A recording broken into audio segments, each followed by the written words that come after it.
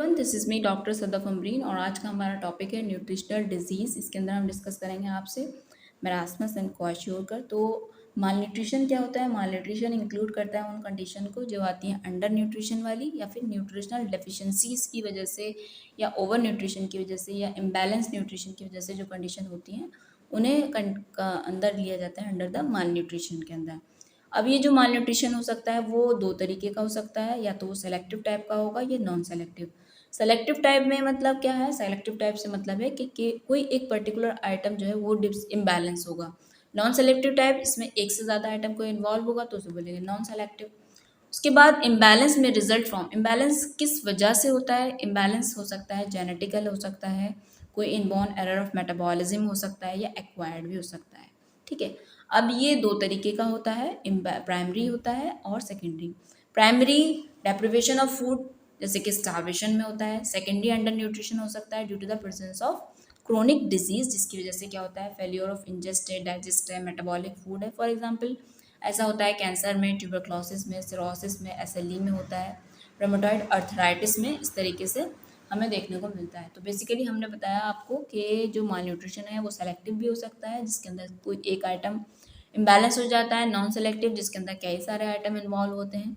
ये primary type का भी हो सकता है और सेकेंडरी टाइप का भी हो सकता है।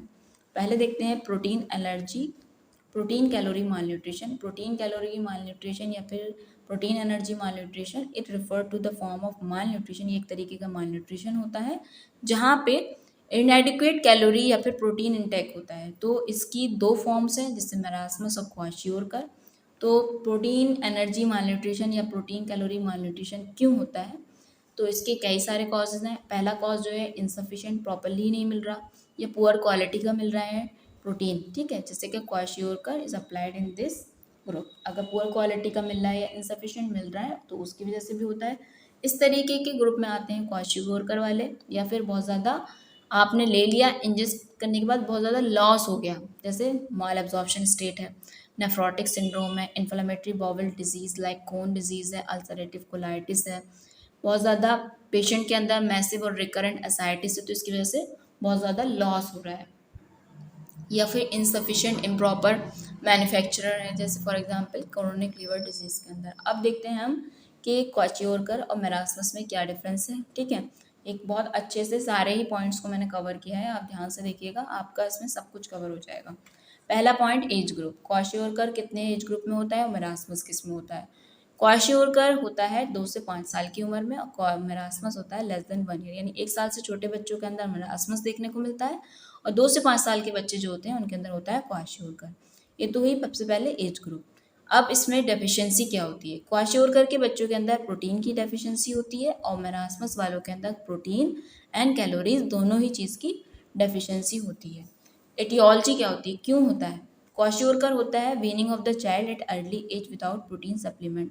अगर शुरुआती एज में बच्चे को प्रोटीन सप्लीमेंट नहीं दिया जाता तो उसकी वजह से क्वाशियोरकर होता है। अगर मेरास्मस में क्या कॉज है? वीनिंग अगर बच्चे की हो रही है अर्ली एज पे with protein as well as carbohydrate and chronic diarrhoea, इसके में क्या हो रहा है? बहुत सारा कार्बोहाइड्रेट नहीं है, प्रोटीन नहीं है और साथ ही साथ क्रोनिक डायरिया भी हो रहा है, तो इसकी वजह से मेरास्मस होता है। मसल्स कैसी होती हैं? स्केलेटल मसल, स्केलेटल मसल जो होती हैं वो इसमें क्वाशियोरकर के अंदर रिलेटिवली स्पेयर्ड रहती है, इसमें मसल्स पे इतना ज़्यादा कोई फ़र्क नहीं पड़ता। लेकिन मेरास्मस में क्या होता है? बहुत ज़्यादा लॉस होता है स्केलेटल मसल का ड्यू टू कैटाबॉलिज्म, क्योंकि उसमें बिल्कुल ही ख़त्म हो जाता है, बिल्कुल बहुत ही कमज़ोर बच्चा होता है इसके अंदर। तो इसमें क्या होता है? स्केलेटल मसल्स का बहुत ज़्यादा लॉस होता है क्योंकि कैटाबॉलिज्म होता है। प्रोटीन, सीरम प्रोटीन लेवल इसके अंदर बहुत ज़्यादा कम होता है, क्वाशियोरकर के अंदर मार्कली रिड्यूस होता है, जबकि मेरास्मस के अंदर नॉर्मल और स्लाइटली डिक्रीज होता है। इम्यून स्टेटस जो होता है, इम्यूनो डेफिशिएंसी होती है क्वाशियोरकर के अंदर, साथ ही साथ कुछ सेकेंडरी इन्फेक्शन भी होते हैं, as it is in marasmus में भी ऐसा ही होता है। सबक्यूटेनियस फैट, एज जैसे कि इसके अंदर मैंने बताया कि मसल्स के अंदर कुछ ज़्यादा फर्क नहीं पड़ता, रिलेटिवली स्पेयर्ड रहती है, तो फैट भी इसमें स्पेयर्ड रहता है। इसके अंदर फैट मेटाबोलाइज हो जाता है क्योंकि एनर्जी प्रोड्यूस करने के लिए कुछ तो चाहिए, जब खाना नहीं मिल रहा तो फिर क्या होगा? अपना जो फैट है वही यूटिलाइज होने लगता है। एक्सट्रीमिटीज़ इसके अंदर जो होती हैं, क्वाशियोरकर के अंदर बच्चा जो होता है देखने में कैसा होता है? इसकी एक्सट्रीमिटीज़ एडिमेटस होती है क्योंकि वहाँ पे एल्ब्यूमिन लेवल जो है कम होता है। यहाँ पे कैसी होती है, इमेसिएटेड, बिल्कुल बहुत ही कमज़ोर, बहुत ही पतले पतले हाथ पैर होते हैं। स्किन फोल्ड या फिर मिड आर्म सर्कमफ्रेंस देखें तो कैसा होता है, क्वाशियोरकर वाला जो होता है उसके अंदर स्फीयर रहते हैं, क्योंकि उसके अंदर मसल मास इतना कम होता ही नहीं है। इसमें बहुत ज़्यादा फर्क होता है, बहुत ज़्यादा रिड्यूस हो जाते हैं skin fold thickness and decrease mid arm circumference, यानी मरासमस के अंदर ये सब चीज़ें बहुत कम हो जाती हैं। ग्रोथ रिटार्डेशन, इसमें जब मराज क्वाशियोरकर होता है इसमें ग्रोथ रिटार्डेशन होता है, लेकिन बहुत इतना ज़्यादा नहीं होता। लेकिन मरासमस वाले बंदे जो होते हैं, बच्चे होते हैं, उसके अंदर बहुत ज़्यादा होता है, बहुत सीवियर किस्म का ग्रोथ रिटार्डेशन होता है। स्किन लीजन्स, इसमें जो क्वाशियोरकर होता है इसके अंदर स्किन फ्लैंटी पैंट अपीयरेंस होती है, और इसके अंदर क्या होता है, इसमें कोई भी करेक्टरिस्टिक चेंजेस नहीं होते स्किन के अंदर, हेयर के अंदर। जबकि क्वाशियोरकर के अंदर क्या होता है, स्किन फ्लैंकी पैंट अपीयरेंस होती है। इसके अलावा हेयर में चेंजेस होते हैं, हेयर लॉस, हेयर का जो कलर होता है उनका लॉस हो जाता है। कैसे हो जाते हैं hair, alternate band of pale and dark hair colour का अल्टरनेट बैंड्स बन जाते हैं, और स्काल्प अटैचमेंट लॉस होने लगता है। हिपैटोस्प्लेनियोमेगाली, इसके अंदर फैटी चेंजेस प्रेजेंट होते हैं, और इसके अंदर फैटी चेंजेस एब्सेंट होते हैं मरासमस के अंदर। स्मॉल बॉवल के अंदर क्या चेंजेस होते हैं, इसके अंदर म्यूकोजा एट्रोफिक हो जाती है, विलाई का लॉस हो जाता है, decrease mitotic index in crypt of gland. Bone marrow में क्या फ़र्क आता है, इसके अंदर ब्राउन मैरो हाइपोप्लास्टिक हो जाती है दोनों के अंदर, और डिक्रीज एरिथ्रोपोइसिस, एरिथ्रोपोइसिस बहुत कम हो जाती है।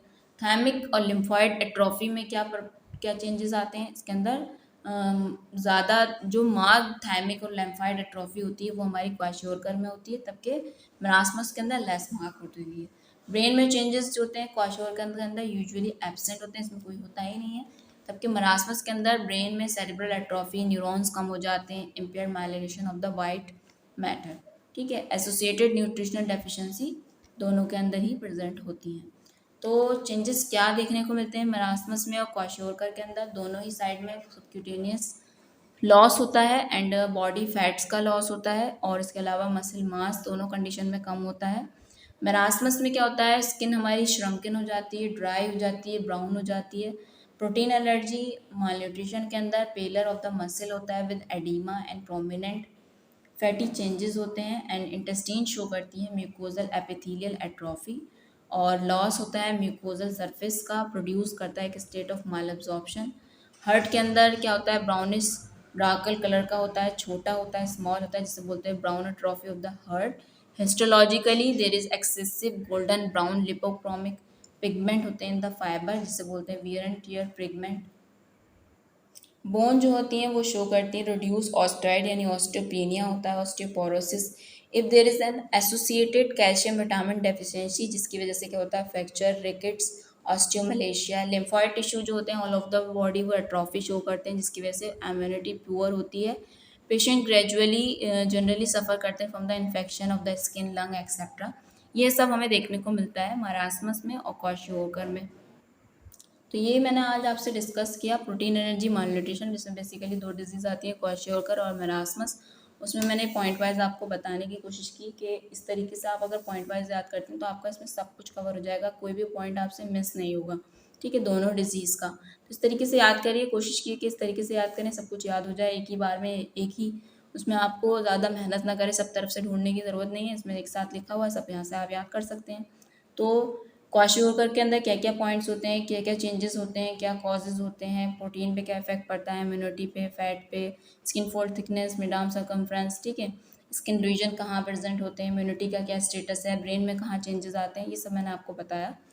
तो आप अगली वीडियो के अंदर हम बात करेंगे ओवर न्यूट्रिशन की वजह से जो प्रॉब्लम होती है। आज तो हमने अंडर न्यूट्रिशन, माल न्यूट्रिशन वाली प्रॉब्लम डिस्कस करी, और फिर बात करेंगे हम आपसे ओवर न्यूट्रिशन, यानी जैसे ओबेसिटी है तो उसमें क्या चेंजेस आते हैं, क्या कॉजेज़ होते हैं उसके अंदर। तो अगर आपको ये मेरा, आई होप आपको मेरा ये वीडियो आज पसंद आया होगा। अगर आपको मेरा वीडियो पसंद आया तो इसको लाइक करें और अपने दोस्तों के साथ शेयर करें। फिर मिलते हैं आपसे नेक्स्ट वीडियो के अंदर, जब तक के लिए thank you so much for watching my video. Thank you so much. को लाइक